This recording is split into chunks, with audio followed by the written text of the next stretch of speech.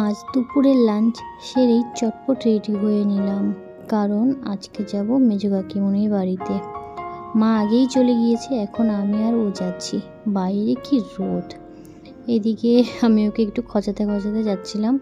এই গল্প করতে করতে আমরা পৌঁছে গেলাম কাকিমণির বাড়ি। গিয়ে দেখি পুজো হয়ে গিয়েছে। গিয়ে ঠাকুরকে প্রণাম করে নিলাম। মেজো কাকিমণির বাড়িতে আজকে ছিল লোকনাথ বাবার পুজো, আর ছিল সত্যনারায়ণ পুজো গৃহপ্রবেশ উপলক্ষে।